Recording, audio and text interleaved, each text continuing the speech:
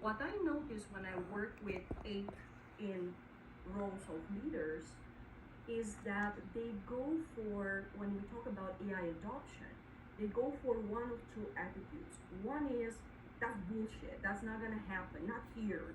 The business is good as it is, right? So essentially declining to even deal with it, to even deal with this reality. Or the second extreme is going all in. Okay, so now we're going to reinvent everything with AI and we're going to take over the market thanks to this technology. And that type of attitude very often is bringing people, the team, the clients into a firefighting mode. Because if we bring the energy of an 8 and we put it all in and we try to keep pace with the speed of AI development, many people, companies, systems, and structures are not ready for that. Another thing I want to encourage you who are 8 or whom you serve, who are using the strategy 8, is to remember that the fact that you have a sense of vision doesn't mean that the others are already sharing it. So 8s, what I observe is that very often they forget to share their vision for AI adoption with the others or co-create this vision with others. So my encouragement for the type 8s with us is to leverage your phenomenal bias. Yes, the slides will be available, or at least my slides. I will be very happy to share them with you after the presentation. So 8s, you have your human engines, right? You've got a tremendous bias for action and a capacity to really electrocute systems and people and throw them into deep transformation. And that is what is necessary in many systems today. And your energy, your phenomenal energy, can truly support a system as it reinvents itself. These are the elements that I want to encourage you to think about and to leverage and to bring to the service of a humane adoption of AI in your team, in your company. Going to our wonderful 9s, the invitation here is to amplify harmony with the help of AI. So when you're using AI, beware of doing nothing. Essentially doing nothing and hoping that somehow the path ahead will clarify itself. Someone else will come and it will tell you that's the way to go. It's been proven, it's been cleaned up, it's safe, right? Off you go, and you can pace yourself as you do this. Right now, AI adoption can feel incredibly overwhelming. So what I'm seeing with 9 leaders is either this, like I need someone else to tell me what to do and how, or I have seen clients 9 who use AI for narcotization, for endless conversations with it, for friendly conversations. They're essentially programming the various bots that they're using in a very friendly, harmonious conversation. But that's a rabbit hole, and we can narcotize, using AI for fun, light stuff for forever. It doesn't make it necessarily an effective usage of capabilities. Another thing I want to encourage you to be aware of is expecting routine and predictable results from a technology that is under development.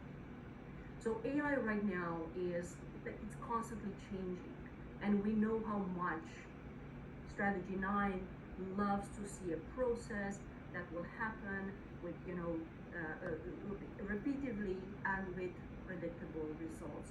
And that's not happening here, which can become very frustrating. So my encouragement for you is to leverage, to use, to leverage the point of inflection when you start using AI to clarify your vision about your work.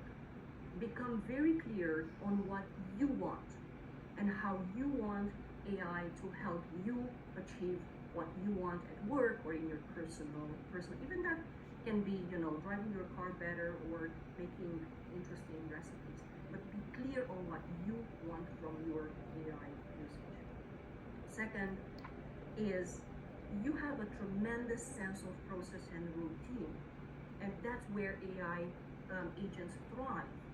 So if there is anyone who is really a wonderful creator, can be a wonderful creator of AI agents who can leverage this idea of clarity, process, and routine, that can be a person or a leader with the strategy 9. Moving forward to strategy 1, the invitation here is to amplify wide reform. Pretty much everything in our world these days needs to be reinvented. We see, from companies, from teams, from the way we operate, from our political and social systems, we are in deep needs of reform. So friends, using the strategy 1, we need you. However, you need to be aware of excessive expectations from the technology and from other people. Again, remember that this is a technology that is in the making these days, under our fingers, so you need to calibrate your expectations. A leader with a strategy 1 will strive to design a process and place a very clear and intentional process on a technology that feels like lava, that is under development. So that can lead to monumental frustration with the flexing of processes, but also with poor quality AI results, the so-called AI slop. And I believe, and this is also a warning for all of you out there working with people who know their Enneagram types, I believe that strategies 1 are at massive risk of burnout in the next few years, if you're not burnt out already, because the volume of AI slop is becoming overwhelming. And guess who's the first to pick the cleaning broom and go in and sort it out? So what you as ones can leverage is your wonderful, tremendous sense of quality. Be merciless in requiring excellence from the AI tools you are using or choosing to implement. And why I'm saying this, many people, like right now, AI tools are emerging with the speed of mushrooms under rain. But not all of them are quality. And they will use the excuse, yeah, but the technology is at the beginning and so on and so forth.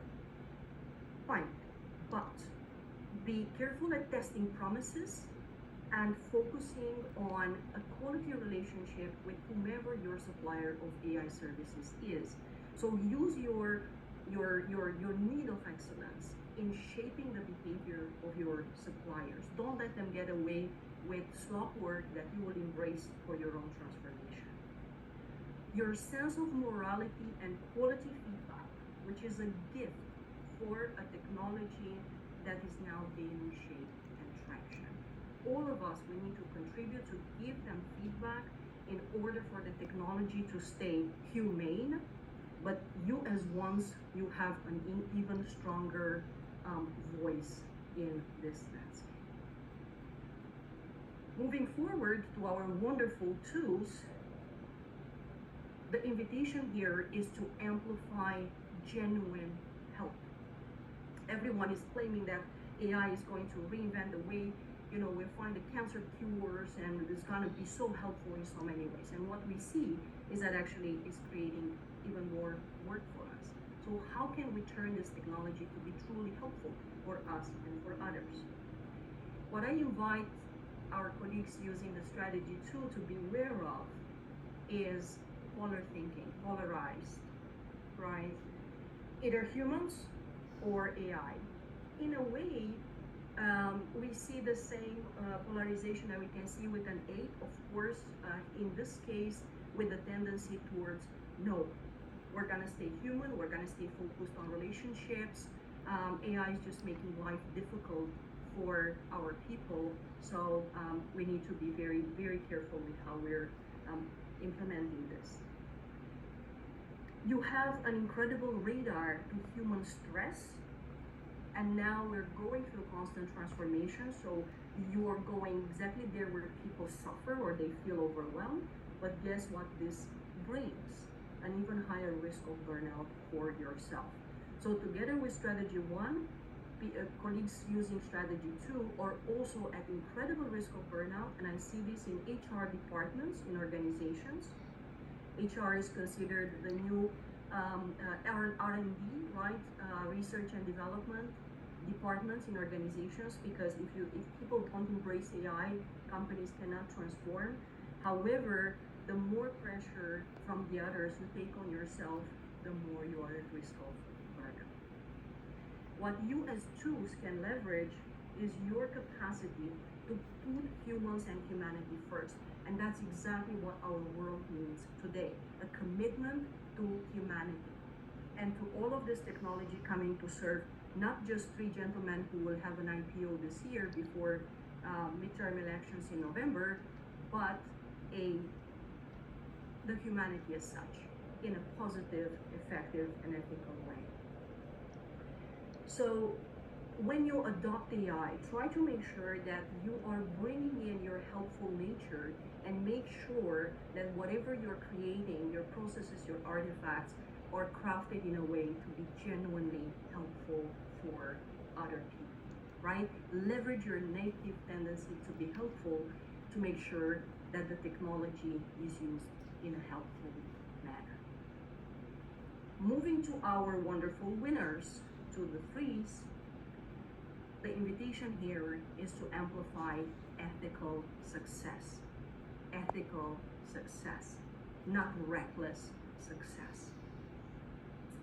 So beware of a tendency to be the first with any price, regardless of the circle of the consequences, regardless of the resources consumed in the process. Reckless behaviors, or dropping whatever guardrails, personal, team-wise, company-wise, just because they slow you down on your way of becoming the best, right? And we can see this in pretty much any industry and in any size of company. There is a tendency in this direction these days. So the things I want to encourage you to leverage, friends, is double down on what long-term success means. So not just short-term success, how to be the best by the end of this year, but how will we serve our clients and stakeholders 10 years from now, 15 years from now? Because that will help you pace yourself and the use of resources in a bit more sustainable and ethical way. You have a tremendous capacity to motivate people to use AI effectively, and you can succeed by becoming a role model, helping people, sharing with people your attitude of a winner, your approach, and your effective use cases with your clients, with your market, with your industry. You have the radar for success. My invitation for you is make sure that that success is ethical and it is long-term, right? If you burn the world to the ground, your world, our world, that's not going to be a success, I believe. So for strategy 4, our wonderful artists, the invitation here is to amplify creativity, I believe. Strategy 4, my observations when I work with 4 clients, is they are reserved towards AI. It's almost like feeling disgust towards AI, because AI is tapping into human creativity, stealing human intellectual property. That's what IP stands for, killing human creativity, and so on. So the 2 and the 4 have an incredible attachment to humanity. In the case of a 2, humanity as such, and relationships. In the case of a 4, humanity manifesting as creativity. And because of the terror that this technology could infringe on human creativity, many 4s may reject embracing it, which can become indeed the real risk. Another thing I noticed is comparing yourself and your own creative capabilities with AI generated creative artifacts. So that is something that can trigger a 4 and really throw it into an emotional rabbit hole. Pay attention to that, because this is not what this is about. When you use AI, you can use it to actually amplify your creativity and also to protect your intellectual property. So make sure that you know exactly how to create contracts, how to label your artifacts in a way that is legally protected, so no one can steal it from you. No, engine or large language model. Your flair for the dramatic can help you create magnificent artifacts with AI. So there is so much possibility, because AI tools, particularly the visual, the graphic ones, are becoming more and more affordable.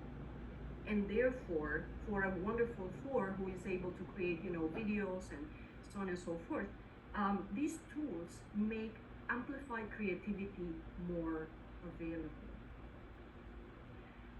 And you can thrive by showing others how to stay human and to become even more creative with the help of AI tools in graphics, in visuals, in sound, in poetry, writing, and I don't know. Mindful of our time, I'm going to advance to our wonderful head types.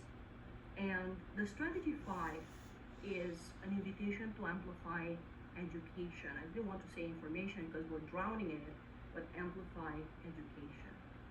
Beware of informational rabbit holes.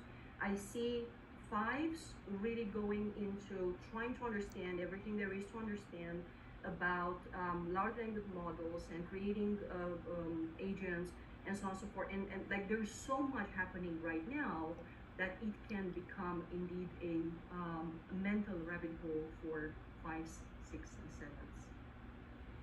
Excessive skepticism, it can also emerge not so much in relation to the technology, but with the usage of technology, or impatience with others, people's speed of understanding AI, right? That can emerge as well, particularly if you're working as a chief technology officer and you're in charge of company transformation. Where I see the greatest danger is in dropping humanity altogether in order to adopt technology, right? 4 or 5 is not so difficult to detach, but I believe that as a world, that's where we stand on the precipice of dropping humanity altogether for this dream of omnipotent, omniscient technology, and we can do better. In terms of leverage your sense of logic and reason when you reinvent the processes, the company, your excellent sense of resource management, right? Because many people go and start using AI just to have fun, forgetting that those AI servers consume a lot of electricity and water and have real impact on the planet. So we need to become more intentional in the way we use AI, only there where it makes sense. And your objective, surgical attitude to processes when you reinvent them, right? No attachment to that's how we did things in the past, that's why we're going to do them. No, we reinvent things with surgical precision, and we put technology there where it makes logical sense. Moving to the strategy 6, this is an invitation to amplify safety. Just yesterday, I onboarded a founder and CEO leading an AI first company, and we're going to have wonderful conversations around this. He's a counterphobic 6. So my invitation for you 6s is to beware of excessive fears about the future that can lead to procrastination at best, paralysis, or paranoia at worst.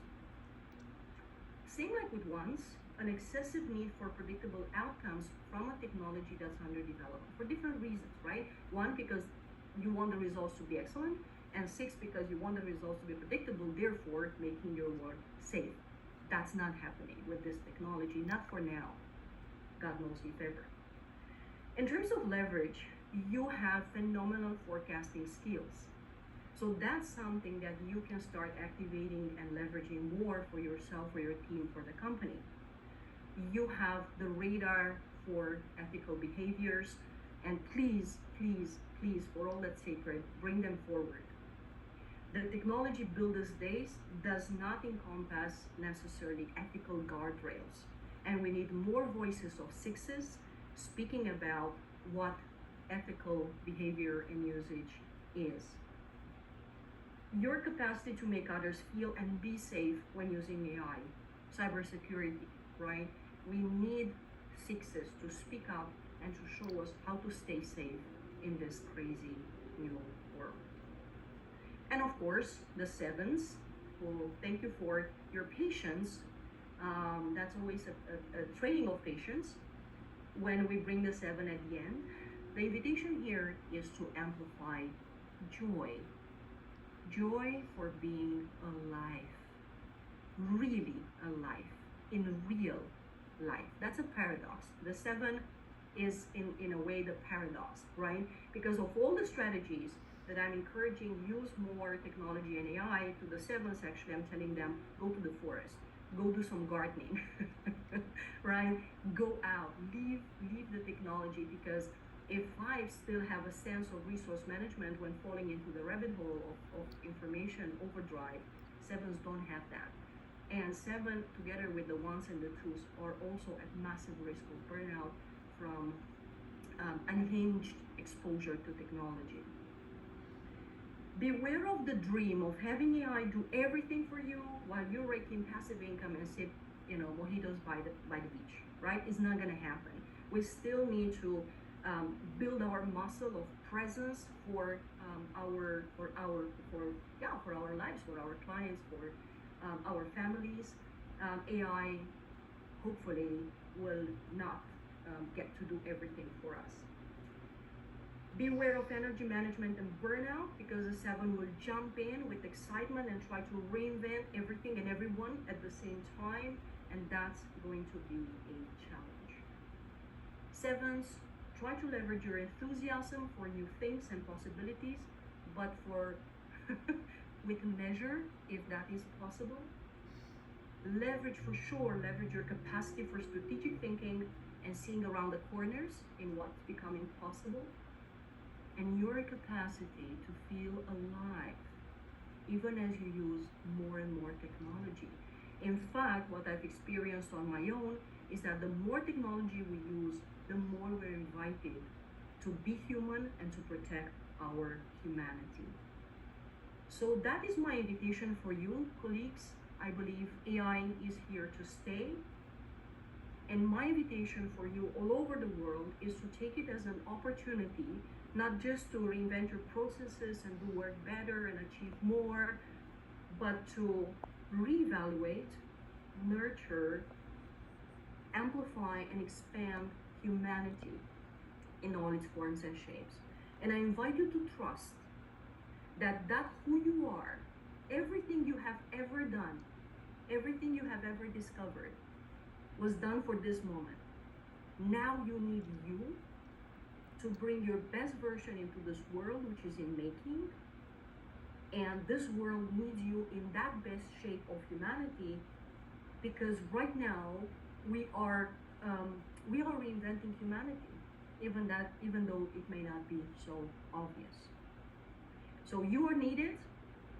If you have questions for me or comments, you can reach out to me via LinkedIn. You will find me here, or you also have my contacts. Very happy to talk to you afterwards. And thank you so much for your time. Tom, did I answer your question? Yes, thank you so much, Christina. I'm really feeling more empowered right now, and I'm really happy that you strengthen the human potential by showing how each point around the circle can really get into their core competency and be aware of the potential in using the AI. It was beautiful that you went around the circle. Really surprised me, but it really felt me empowered and gave me a good sense of possibilities. And being the romantic dreamer type 9, this is going to be a tool in the world peace crusade. So thank you, and all the best to you, Christina. And you might have some, you see all the hearts, and thank you so much. We're running towards